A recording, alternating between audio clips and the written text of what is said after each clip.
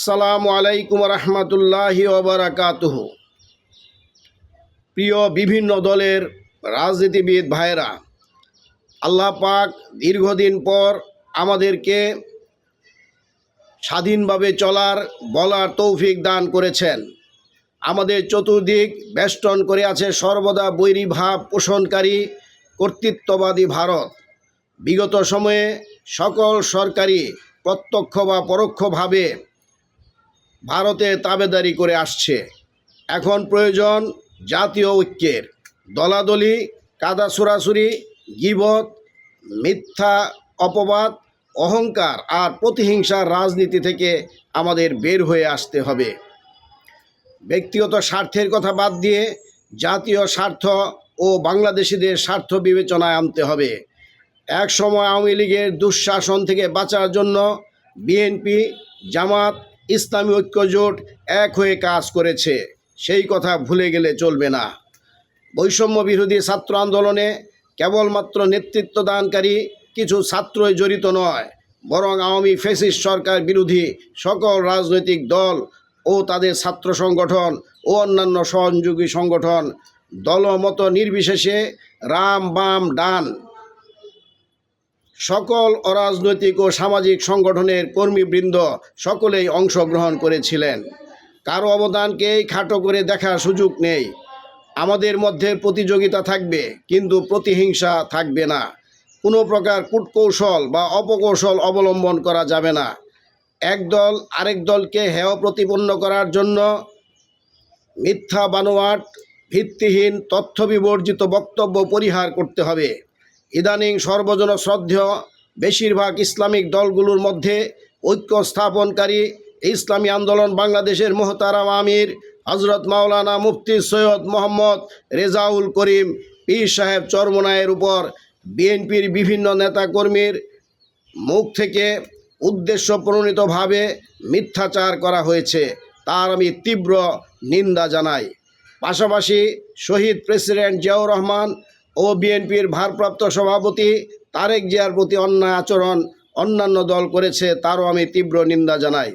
গোপালগঞ্জে এনসিপির সমাবেশে নিষিদ্ধ ছাত্রলীগ ও ফ্যাসিস্ট আওয়ামী লীগের যে সমস্ত নেতাকর্মী অতর্কিত হামলা করেছে, তাদের দৃষ্টান্তমূলক শাস্তি দাবি করছে। তবে গোপালগঞ্জে সাধারণ মানুষ যেন হয়রানির শিকার না হয়, সেদিকেও সরকারকে লক্ষ্য রাখতে হবে। গোপালগঞ্জের ঘটনায় কোনো অপশক্তি বা পরাশক্তি যেন গেম না খেলতে পারে, সে ব্যাপারে সরকারকে সজাগ থাকতে হবে। বাংলাদেশের বেশিরভাগ রাজনৈতিক দল ফ্যাসিস্টদের বিচার সংস্কার মানে স্বাধীন বিচার বিভাগ, দুর্নীতি ও বৈষম্যমুক্ত প্রশাসন এবং স্বাধীন সক্ষম নিরপেক্ষ নির্বাচন কমিশন আর পিআর পদ্ধতিতে নির্বাচন, এই ব্যাপারে একমত পোষণ করেছে।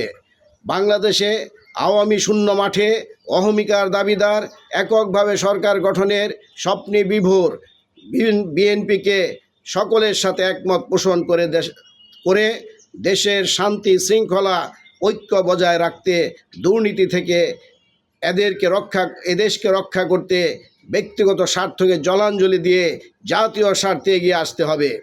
বিএনপিকে বলবো, জুলাই বিপ্লবের আগের ও পরের অবস্থা এক না। বিপ্লবোত্তর মাঠ পর্যায়ে আপনাদের নেতাকর্মীদের কর্মকাণ্ড জনগণ দেখেছে, আর জনগণ কি বলে সেটাও আপনাদের অজানা থাকার কথা নয়। গণতান্ত্রিক ব্যবস্থাপনায় সর্বশ্রেষ্ঠ পদ্ধতি হলো পিআর পদ্ধতি। উচ্ছৃঙ্খল অনিয়ন্ত্রিত আপনাদের নেতাকর্মীদের নিয়ন্ত্রণে আনার পদ্ধতি হচ্ছে পিআর। আদর্শের মাধ্যমে দীর্ঘমেয়াদে বিএনপিকে প্রতিষ্ঠিত করার পদ্ধতি হচ্ছে পিআর। স্বাধীনতা পরবর্তী 53 বছরের ভাঁওতাবাজি এফপিটিপি নির্বাচন পদ্ধতি বাদ দিয়ে যেই পদ্ধতিতে সকলের ভোট মূল্যায়িত হয়, অর্থাৎ পিআর প্রপোর্শনাল রিপ্রেজেন্টেশন বা সংখ্যানুপাতিক নির্বাচন পদ্ধতিকে ধারণ করুন। নিজে ভালো হয়ে নিজেকে বাঁচান, আদর্শ চর্চার মাধ্যমে দলকে বাঁচান, সর্বোপরি দেশকে বাঁচান। মনে রাখবেন, ব্যক্তির চেয়ে দল বড়, দলের চেয়ে দেশ বড়। আমরা যারা নিজেদেরকে মুসলমান দাবি করি, আমাদের কাছে দেশের চাইতে ইসলাম বড়।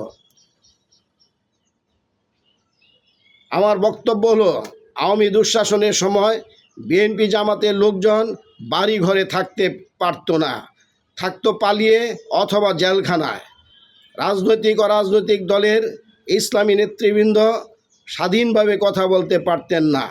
জঙ্গি মৌলবাদীর ট্যাগ লাগিয়ে জেলখানায় পোড়া হতো। ইসলামী আন্দোলন বাংলাদেশ মাঠে ময়দানে আওয়ামী বিরোধী কঠিন অবস্থানে থাকলেও তাদেরকে আওয়ামী লীগ দমন পীড়ন তুলনামূলকভাবে কম করেছে। কারণ যথেষ্ট জনসমর্থন থাকার পরেও এই দলটির সংসদে কোনো আসন ছিল না। পীর সাহেব চরমোনাইকে খেপানোর প্রয়োজনীয়তা তারা অনুভব করেনি।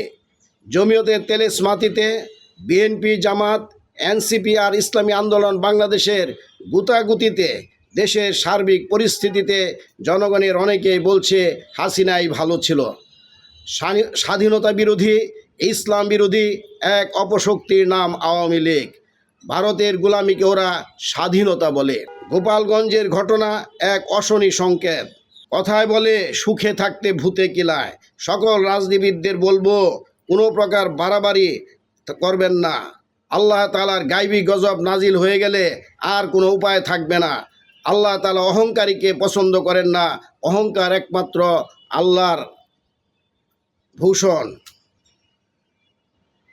ব্যক্তি স্বার্থ বাদ দিয়ে পিআর পদ্ধতিতে নির্বাচন করে সকল দলের অংশগ্রহণে জাতীয় ঐক্যমত্যের সরকার গঠন করি।